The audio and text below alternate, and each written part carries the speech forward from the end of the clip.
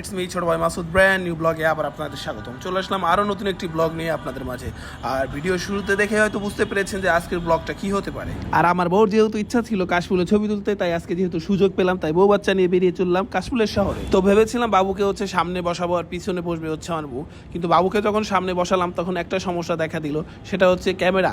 মোবাইলের যে ক্যামেরা, সেই ক্যামেরাটা হচ্ছে বারবার ওর মাথায় লাগতো, আর যার কারণে আমার বাবু শোনার অনেক সমস্যা হচ্ছিল। আর এই সমস্যার সমাধানের কারণ হচ্ছে একটাই, ওকে ওর মার কাছে দিয়ে দেওয়া। তো যেই কথা সেই কাজ, আমি ওকে ওর মার কাছে দিয়ে দিলাম আর চলা শুরু করলাম আমাদের মেইন উদ্দেশ্যে, কাশফুলে।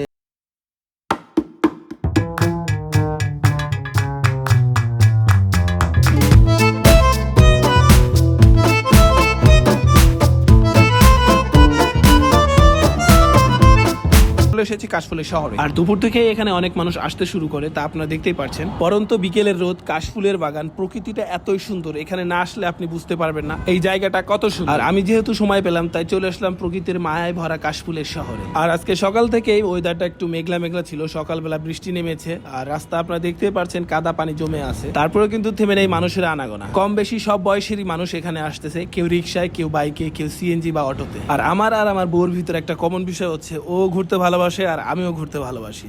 আর যেহেতু দুজন ঘুরতে ভালোবাসি তাই একটু সুযোগ পেলেই দুজন বেরিয়ে যাই ঘোরার উদ্দেশ্যে। আর আমরা যাবো হচ্ছে এখন ডান পাশের রাস্তা দিয়ে, আর ডান পাশের রাস্তায় দেখতেই পাচ্ছেন যে পানি কাদা জমে আছে। তো তাতে কি হয়েছে, এই পানি কাদা কি আমাদের ঠেকাতে পারে? আর এই পাশের ভদ্রলোককে জিজ্ঞেস করলাম, ভাই যাবেন না? সে মনে মনে কনফিউজ, সে এখান থেকে যেতে পারবে কি পারবে না। তো আমি তাকে বললাম, ভাই আপনি আমার পিছে পিছে আসেন, অবশ্যই যেতে পারবেন। তো যেই কথা সেই কাজ, এখন আমরা যাচ্ছি। আর একটু দূরে হচ্ছে কাশফুলের বিশাল, এখানে দেখতেই পাচ্ছেন প্রচুর মানুষের ভিড়, সবাই ছবি তোলা নিয়ে ব্যস্ত, তার প্রিয় মানুষটার সাথে ছবি তুলতে ব্যস্ত, যে যার মতো ব্যস্ত। আর এখানে হচ্ছে আমি আর বাইকটিকে রাখবো, রাখার পরে হচ্ছে আমরাও ফটো সেশন শুরু করব, ছবি তোলা শুরু করবো, যা ইচ্ছা তাই করবো। কাশফুল ছিঁড়ে হচ্ছে আমার ওয়াইফকে দিব। তো ফাইনালি গাইস আমি চলে এসেছি কাশফুলের এই এরিয়াতে, আর দেখতেই পাচ্ছেন সবাই যার যার মতো ব্যস্ত ছবি তোলা নিয়ে। আর কতটা জায়গা নিয়ে কাশফুল, এ পাশে মানে আমার হাতের ডাইনেও কাশফুল আছে, বায়েও কাশফুল আছে, আর অনেক মানুষ এসেছে এখানে তার পরিবারকে নিয়ে। আর আমি আমার ওয়াইফকে বললাম, তুমি একটু পোজ পাস দাও, তোমার কিছু ছবি তুলে দেই। আর ও রেডি হচ্ছে ছবি তোলার জন্য পোজ দিতে, দেখতেই পাচ্ছেন। আর এর ভিতর হচ্ছে আমার মাথায় একটা প্ল্যান আসলো যে আমি কাশফুলের বাগানের ভিতরে গিয়ে হচ্ছে কিছু কাশফুল ছিঁড়ে আমার ওয়াইফকে দিব, আর এটা নিয়েও হচ্ছে কিছু ছবি তুলবে। তো যেই কথা সেই কাজ, আমি কাশফুলের বাগানের ভিতরে ঢুকে পড়লাম। আর এই কাশফুলের বাগানে এত ঘন, দেখতেই পাচ্ছেন যে আমি পা ফেলাতে খুব কষ্ট হচ্ছে। আর কাশফুল ছেঁড়ার সময় বারবার একটা জিনিস আমার মাথায় ঘুরপাক করছে, যে কাশফুল ছেঁড়ার সময় কোনো অ্যাক্সিডেন্ট যাতে না হয়, যেটা হচ্ছে এখানে বিষাক্ত কোনো প্রাণীও থাকতে পারে, সাপ বিচ্ছু, এদিকেও আমি খেয়াল রাখছিলাম। আর এই কাশফুল ছেঁড়ার ভিডিওটা আমার বউ করে দিচ্ছে। আর এর ভিতরে আমার কাশফুল ছেঁড়া শেষ, কাশফুলের গুচ্ছটি নিয়ে আমি আমার ওয়াইফের হাতে দিব। আর ও এই কাশফুলের গুচ্ছটা পেয়ে অনেক খুশি হয়েছে, আর এই খুশিটি হচ্ছে আমার কাছে সবচেয়ে দামি।